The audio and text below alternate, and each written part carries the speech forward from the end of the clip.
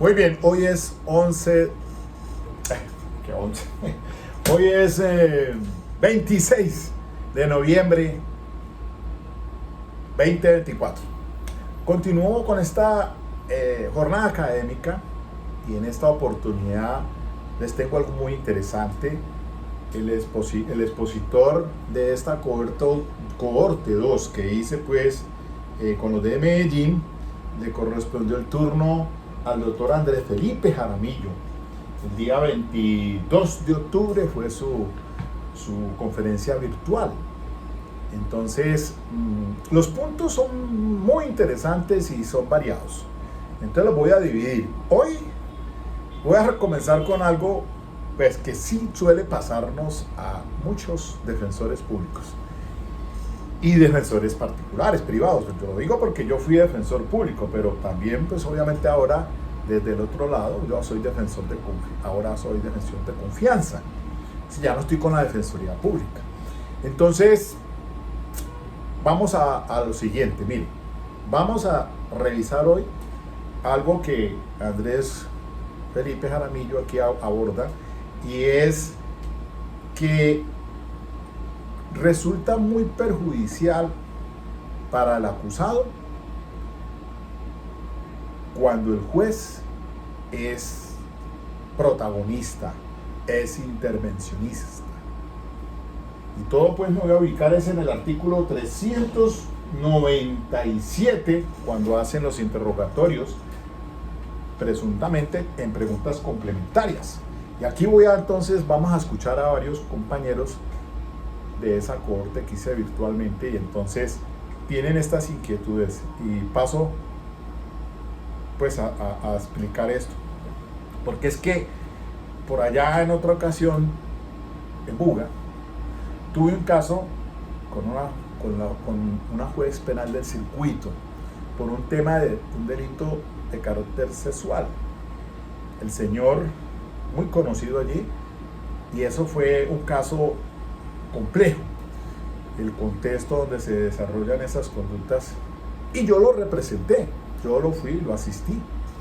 Ese era mi rol como abogado de confianza.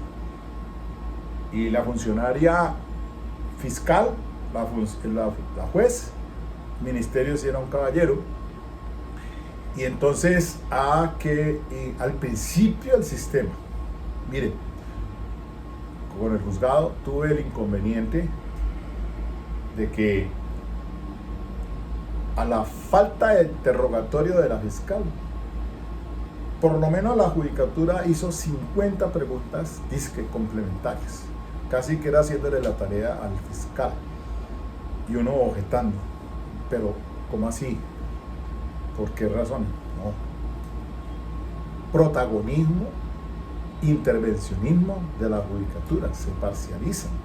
Y eso se fue hasta recurso extraordinario de casación que presenté, que fue inadmitido por el doctor Eduardo Castro, caballero.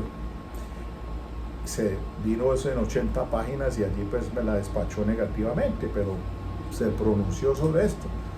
Cuando apelé al tribunal de Buga por la decisión de la CUBO, por ese intervencionismo, por esa parcialización, porque hubo sentencias aprobadas del 2009, 2010, cantidad, donde decían que los jueces deben ser imparciales, pero entonces venían de esa ley 600 y entonces siguieron a esta 906 y ellos pensaron que era pues como el sistema anterior. Bueno, en fin, tuve ese inconveniente allí, entonces hasta por qué defendía yo a un señor de estos. Entonces, hasta eso tienen el atrevimiento de decirle a uno que por qué uno defiende. Hombre, ese es el trabajo que tenemos los abogados defensores. Si a mí me contratan, yo hago todo lo posible por esa defensa, dentro de mi ética. Cada uno tiene su rol, cada loro en su estaca, hermano. Esa vaina es así. Por eso es que uno, cuando entra allá al juicio, uno no es amigo de nadie. Conocidos, pero no somos amigos. No somos enemigos. Tenemos, entre comillas, un enemigo en común, un enemigo invisible. La pelea jurídica, pues obviamente, ¿no? Entonces vamos a lo siguiente. En todo caso, la funcionaria de ese entonces ahora es magistrada. No le puedo decir en dónde está, pero bueno, listo. Quedó así, hasta me compulsaron copias, que al fin de cuentas nunca me llamaron por eso. No sé en qué pararía esa compulsa de copias, incluso por el interrogatorio, por un abordaje allí de técnico de la prueba, pero bueno. Ok, vamos a ver entonces. Aquí les voy a poner. Doctor, usted dice que una objeción no puede descomponer a uno, pues eso es cierto, pero también descompone cuando uno le dice al juez objeción, una pregunta sugestiva, porque la fiscalía de manera directa, de manera frecuente, está haciendo preguntas sugestivas, y el juez para todo es no al lugar, no al lugar, no al lugar. Entonces, ¿qué es lo que normalmente pasa?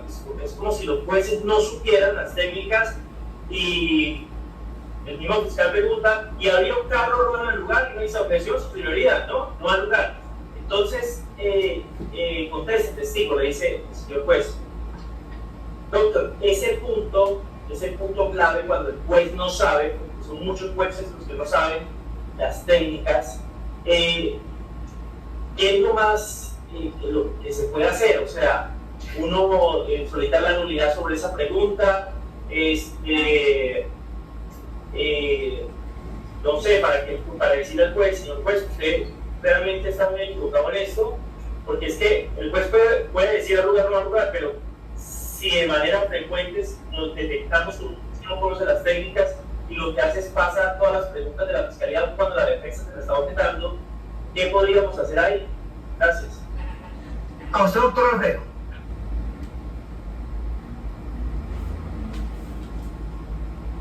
Lo que yo más sugiero y recomiendo es insistir y persistir.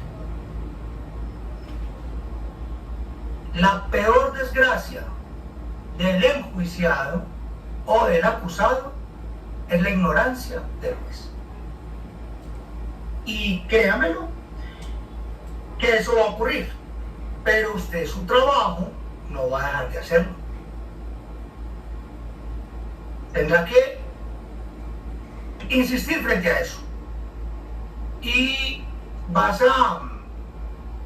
te tengo que contar que las preguntas o las respuestas no se nulitan, porque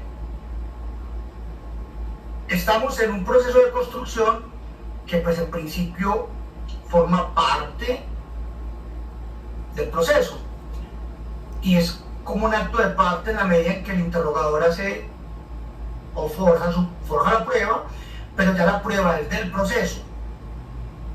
Ahora, el excesivo intervencionismo de un juez y que incida ostensiblemente en la formación de la prueba y afecte derechos fundamentales o garantías constitucionales, de ser reiterado de tal suerte que afecte un interrogatorio, sí se puede hablar de nulidad, alegando las causales del 457 por violación a los derechos fundamentales, garantías constitucionales y debido proceso probatorio.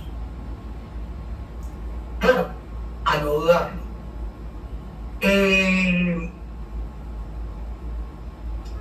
Hay cuestiones donde el juez te va a pedir, deje de objetar, porque puede que tu contraparte, un fiscal objetándole a un defensor, viceversa, un defensor objetándole a un fiscal, existe un intento fallido, pero digamos que se llaman objeciones estratégicas, y son objeciones abiertamente infundadas o que no tienen un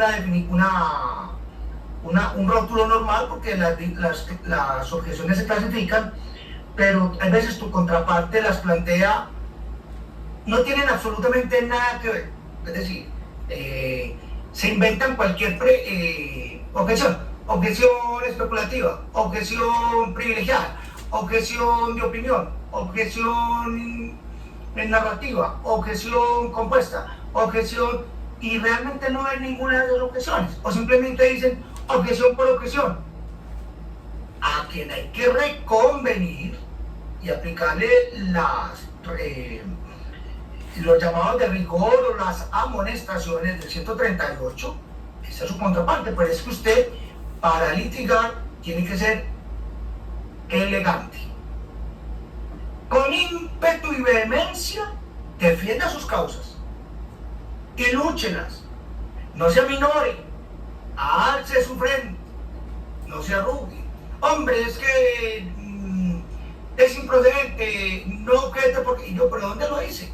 Si es un ejercicio dinámico de la actividad procesal, objetar, interpelar, replicar, en eso consiste la naturaleza. No lo haga, le dice el juez. A mí me pasó. Un juez me dijo, no me plantee más objeciones porque le voy a compulsar copias a la sala disciplinaria. Y yo le dije, señoría, hágalo de inmediato. Es más, hágalo ya.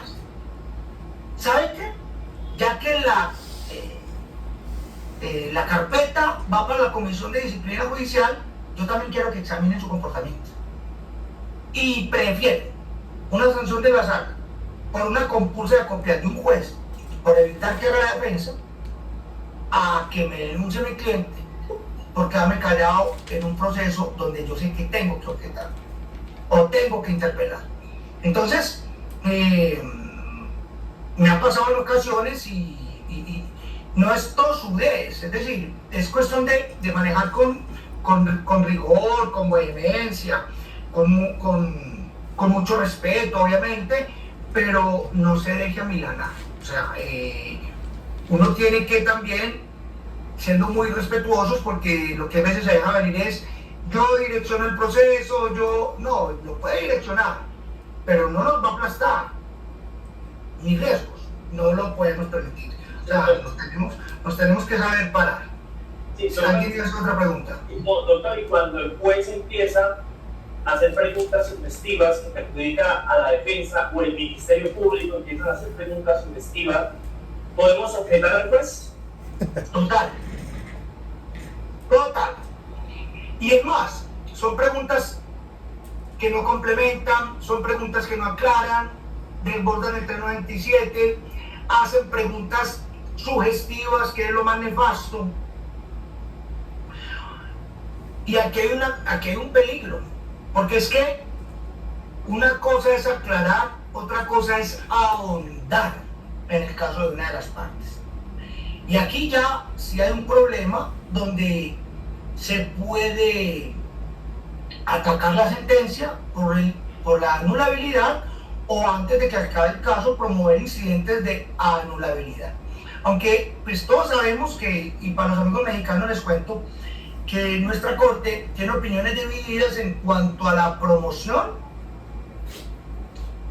o, claro, entre la promoción o el ejercicio del incidente de anulabilidad. El incidente de anulabilidad lo que ataca son actos procesales que buscan retrotraer la actuación hasta el estado que se visó. Y los actos procesales los atacamos por incidentes de anulabilidad, por otras herramientas que se llama la ineficacia o la inexistencia.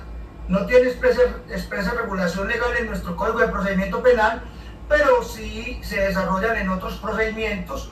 Creo que el Código General del Proceso trae estas figuras, pero son de mucho uso en el proceso civil y en el proceso comercial. Pero no quiere decir que en el proceso penal no podamos hacer uso de la inexistencia o la ineficacia, y existen formas de que se decrete la inexistencia dentro de la actuación procesal penal. ¿Correcto? Creo que alguien me hace una pregunta. Sí, doctor Andrés Felipe, buenas noches. Hola, doctor Escobar, ¿cómo estás? Por aquí tengo a la mano, pues ya, el arte de la guerra, ¿no? Hay que, exactamente, en recomendación de Oscar Peña, claro. Es que, a ver, le cuento una, así muy breve, no más para complementar eso que usted está diciendo allí. Yo creo que uno debe tener, ante todo, nervios de acero. Digo yo, la tranquilidad del monje. Es que le vimos unos dos tutoriales suyos para poder hacer el contrainterrogatorio recientemente a un médico perito en un caso que estoy llevando por ahí de feminicidio, y me fue una valiosa ayuda, créanme que sí, y por eso estoy aquí. Porque dije, bueno, quiero participar, aprender un poquito más, porque realmente esto es complicado. Mire, esta juez, la funcionaria que me ha correspondido, le llamó la atención al fiscal. Le dice, señor fiscal, vea, ponga las pilas, usted no objeta. Entonces, suele pasar eso, que el funcionario se parcializa. Entonces, eso es nefasto pues obviamente, porque se pone de parte del uno o favorece al otro o así. Y lo mismo, pues, también en cuanto al Ministerio Público. Yo digo, pues, que realmente he sido crítico en cuanto al Ministerio Público. Algunos son, pues, muy ubicados en sus derechos fundamentales y todo, pero cuando se tocan esas preguntas complementarias, como lo preguntó el colega, pues hay que objetarlas, hay que decirle respetuosamente, hacer la interpelación y decir, mire, pues con todo respeto y que quede constancia en la propia audiencia. Y creo yo, ¿sabe qué es lo más importante, doctor? Tener el plan B. Como usted explica en sus tutoriales, si me salió por aquí entonces, y me objetaron, entonces no es componerse, sino que estar ya con la otra pregunta siguiente, para pues no perder y no dejarse apabullar del funcionario, porque me pasó aquí en el contrainterrogatorio de la víctima, y entonces yo pues aplicando las técnicas de ir de lo general a lo específico, y entonces cuando pues ya iban unas determinadas preguntas y me dice vaya al grano, no, déjenme hacer el trabajo, porque pues yo, hacia dónde voy yo, pues obviamente las tres reglas para el contrainterrogatorio, preguntas sugestivas, pues de ir de lo general a lo específico, y preguntar algo, por cada hecho una pregunta, ¿no? Para poder sacarle eso que usted está explicando en el día de hoy. Yo le agradezco mucho, de todas maneras, esa era el aporte que quería hacerle a su disertación, que es muy genial. A usted, mi querido doctor Escobar, gracias pues por tu intervención. Más que una pregunta que es de muy buen recibo y muy pertinente para este caso. Doctor Guillermo. Buenas noches, doctor Andrés. Retomando la idea, el interrogante que planteaba, me parece, el colega, el doctor Germain, me ha sucedido y tuve la oportunidad de estar en un juicio, en una audiencia, donde resultó evidente la intervención del funcionario, del señor juez, no para hacer, en mi opinión, preguntas complementarias, sino preguntas que realmente tenían que ver, digámosle, con la estructuración, con la materialidad en sí del delito, tratando prácticamente de rescatar una estructura de un delito, de un hecho punible que ni siquiera aparecía analizado, o que había sido, como quien dice, materia de acusación. Entonces, usted le respondió al doctor Germain que perfectamente uno como defensor podría incluso objetarle una pregunta al mismo funcionario, al señor juez. Yo le preguntaría a usted, frente a esa posición suya, la respuesta es: ¿cuál podría ser la norma o la base jurídica para uno decirle al funcionario que está violando X o Y norma en concreto? Doctor Andrés, con todo respeto. Listo, 397, punto. Y el artículo 361.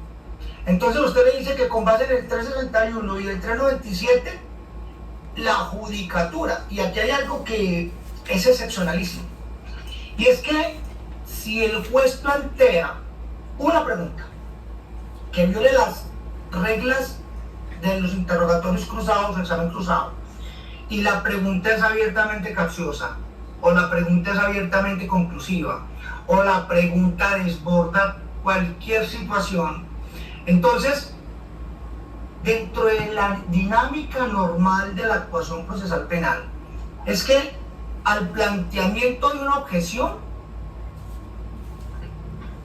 no hay que sustentar la objeción. No hay que decirle al juez, mire, esa pregunta suya es compuesta, porque es que usted dentro de la pregunta le acaba de formular 3 al testigo. Señoría, es una pregunta, planteo la objeción, pero, es decir, normalmente cuando la dinámica es entre partes, usted no sustenta la objeción. Pero cuando es el juez quien tiene que dirimir la objeción, por estrategia, dígale en qué consiste la objeción.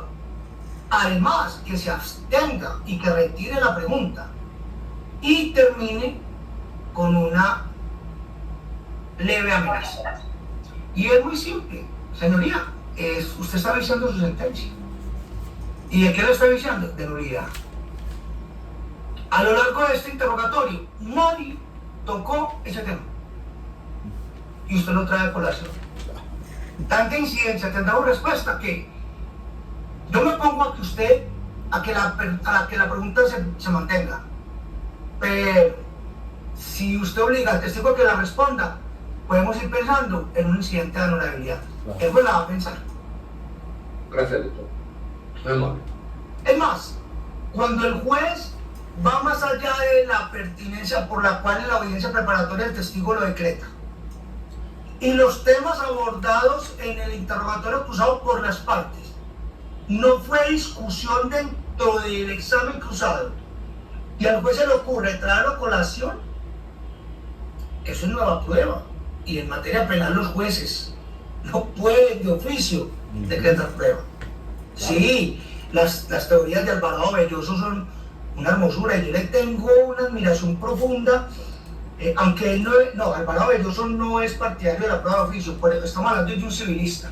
Él es un civilista argentino buenísimo y él no es partidario de la prueba de oficio, bueno, no tan marcado. Hay civilistas de esto, sabe más el profesor Giovanni vos que yo. En civil sí es más probable que se decrete prueba de oficio, pero en el proceso de formación de prueba no puede haber tanta incidencia por parte de los jueces porque se estaría convirtiendo en ¿qué? En partes. Y era lo que yo decía ahorita al principio de esta ponencia. Una de las grandes dificultades, dando la respuesta de pronto al doctor Alfredo también, le decía que una de las peores desgracias del procesado es la ignorancia del juez. Y hay veces no es que sea ignorancia, sino que los jueces quieren ganar protagonismo o quieren ir más allá, y eso no dudarlo, pues lo que podría degenerar o podría devenir es una anulabilidad que, entre otras, y de paso se ha dicho desde ya digámoslo, actualmente con la ley 06 se puede constituir como una causa de casación y se puede alegar en cualquier instancia. En cualquier instancia se puede alegar. Causal de casación. Muy bien. Bueno. Ahora, hay que tener en cuenta algunas cuestiones dentro de la actividad, y yo sé que es difícil. De hecho, en un curso reciente en el cual estuve dictando, y pareciera que este sistema ya se decantó, y ya se decantó en el entendido o bajo el argumento de que ya está todo solucionado, todo está zanjado, y realmente no. Es preocupante, triste, lamentable y vergonzoso afirmar y sustentar que hay algunas cuestiones que aún no se han superado, y es como, por ejemplo, el hecho de que en un contrainterrogatorio quizás hay jueces que no comprenden o no entienden que la dinámica normal es que las preguntas del interrogador se hagan a través de preguntas afirmativas o preguntas sugestivas o preguntas de insinuación. Es lo más normal, y no porque se hagan preguntas de retoma o preguntas de tránsito o preguntas de convalidación o preguntas de reafirmación o preguntas de... no por eso. Claro, yo para retomar un tema tengo que coger un tema abordado por el testigo, y no es un looping como erradamente algunos lo creen. No, son preguntas que necesariamente las tengo que retomar para empezar mi línea. Quizás hay temas que no se hayan abordado en el directo, pero que inexorablemente los tengo que agotar en el contra y las tengo que retomar en el contra. Acá el doctor Daniel Reina me está haciendo una pregunta: ¿cómo se recupera de las objeciones? Bueno, hasta ahí. Cuando una objeción prospera, doctor Daniel. Ese será tema más adelante, en otro formato. Muy bien, vamos a resumir entonces, y me parece supremamente importante esto que está diciendo el doctor Andrés Felipe Jaramillo. Claro, en las preparatorias, el juez que va a conocer de este asunto decreta lo que va a ser prueba en el juicio oral, lo que se va a introducir bajo los principios pues, de contradicción, confrontación, publicidad. Y entonces tiene que ver con pertinencia, conducencia y utilidad. ¿Y para qué es este testigo? ¿Qué, con esto qué va a probar el señor fiscal? Con este testigo ¿qué va a probar la defensa? Claro, entonces llegado allá en el juicio oral, ¿por qué razón jueces, Ministerio Público, dicen haciendo preguntas dizque complementarias y muchas veces desfasados completamente? Entonces van a hacer preguntas y no, sabiendo que son dos partes que están allá transados en juicio, el fiscal y el defensor. Básicamente son dos contendedores, un testimonio directo y el contrainterrogatorio, el redirecto y el recontrainterrogatorio. Temas que han sido tratados en el directo, se hará sobre ellos el contrainterrogatorio. Y ahora vamos a ver aquí una pregunta más adelante. Ese va a ser otro formato también, porque citan dos sentencias ahí muy importantes sobre declaraciones rendidas antes del juicio oral y que no han sido objeto en el directo, y entonces que sí se permite la Corte Suprema de Justicia decir que en el contrainterrogatorio se aborden, porque muchas veces el juez le dice: es que el objeto al fiscal, eso no lo pregunté en el directo, entonces le cierran la puerta en el contrainterrogatorio. Entonces, ¿por qué razón, volviendo al punto central, el juez hace preguntas complementarias? Entonces hacen preguntas sugestivas, pueden hacer preguntas capciosas, pueden hacer preguntas con todas las irregularidades habidas y por haber. ¿Y por qué razón entonces la defensa no podría decir: objeción, señor juez, mire, usted está cometiendo un error? Es lo que dice el doctor Andrés Felipe, pues dejar las constancias, porque eso podría anulitar la sentencia, viciar la decisión que toma el juez, porque está parcializándose. Entonces, en ese contexto de la casación, errores de hecho, falso juicio de existencia, falso juicio de identidad y falso raciocinio, entonces diríamos nosotros pues que se atenta es frente a un error de derecho por violación al debido proceso, porque está pues obviamente tiene el chip como el sistema inquisitivo, la ley 600, no se despojan de ese sistema procesal antiguo, y no caen en cuenta de que este sistema es solamente una contienda o una confrontación entre dos. Puede hacer que sí puede hacer preguntas complementarias para que le aclare, pero preciso. Entonces, si se hacen preguntas que entre el fiscal en el directo y el contrainterrogatorio, diga si usted que eso no fue tratado allí, y el juez lo aborda, pues no se estaría quebrantando al crear una prueba de oficio es que está entrando al juicio, y sería violatorio. Entonces, violación frente al artículo, como dice el 300, pues el de 361, que es el decreto de pruebas de oficio 361, que eso pues fue declarado la Corte Constitucional, mientras la sentencia C396 del 2007 declaró exequible la presente norma. Pero en ningún caso el juez podrá decretar las pruebas de oficio, claro. Y en el 392, en el 397, Excepcionalmente, dice la norma, excepcionalmente.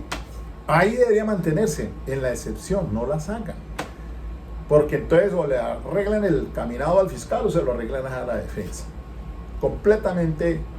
Y eso es intervencionismo, protagonismo. Y por esa razón entonces que dice el formato, como lo estoy lanzando en el día de hoy, el título, es que es muy perjudicial para el acusado el intervencionismo y el protagonismo del juez.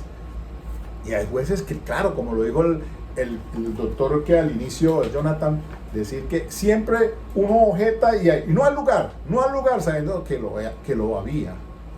Es decir, objetar uno con esas razones. Y para finalizar, entonces, tener muy claro lo que dice el doctor Andrés Felipe. Hoy en día los jueces deben de saber muy bien el sustento de la objeción. Si el fiscal objeta o la defensa objeta, él debe tener ya dentro de su formación allí mental cuál es que si vale o no vale, si hay lugar o no hay lugar a ello.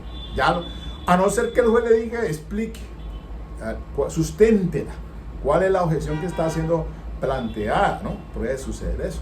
Es una dinámica sana, claro, yo la objeto por esto y esto y esto y esto. Y entonces, bueno, al lugar sí tiene razón. Pero hoy el chip de los jueces, por su experiencia, por estos 20 años de ejercicio de la ley 906, pues se sobreentiende que los jueces ya tienen toda esa información y las capacitaciones que les hacen. Pues obviamente para llegar a ese puesto debe tener pues un currículum calificado para poder llegar allí a realizar sus labores como jueces de la República. Y los magistrados también, igual, mejor, todavía más, ¿no? Para llegar a magistrado con más énfasis. Entonces, todos los que hemos llegado a puestos, cargos públicos, yo por lo menos lo hice siempre por concurso, para entrar, ingresar y para finalizar el último cargo que tuve dentro de la justicia penal militar. Siempre por concurso, entonces por méritos, ahí está. Entonces eso, pues uno se sobreentiende esa situación, pero puede hacer que el juez a veces es un ser humano, llega a una audiencia, seguramente viene de su casa con ya unos problemas en la cabeza, a veces ni se concentra en ese caso. Y ahora que se dice que principio de concentración, ¿cuál principio de concentración? Si hacen una audiencia, en esto virtual, ya llevo casi 4 años en un caso, virtualmente, no lo hemos terminado todavía, recientemente íbamos a hacer los alegatos y ya eso se aplazó para el otro año. Y ahí no tenemos, ¿cómo un juez va a tener dentro no, es imposible, cuando regresa ya a esa audiencia, le dijo, ¿cuál sería este caso que yo, cuál fue el asunto que atendí? Entonces no hay ningún principio de concentración, eso no existe, eso es una utopía, ahí está lindo, es un principio rector hermoso que está allí, pero así, no más, porque ya lo mismo dijo la Corte Suprema de Justicia recientemente, que están colapsados, tan colosal el sistema judicial. Fiscales y jueces no dan abasto con el tema por el alto índice. Bueno, muy bien, entonces eso quería presentarles en el día de hoy, en este formato de 35 minutos nomás. Listo, ahí entonces sigo con esas capacitaciones que me han parecido excelentes. Y así vamos, ¿no? Porque ya les presenté a Andrés Arteaga, ahorita a Andrés Felipe Jaramillo, paisa muy bueno, el doctor. Tiene sus tutoriales en YouTube también y es un gran profesional. Listo, ok.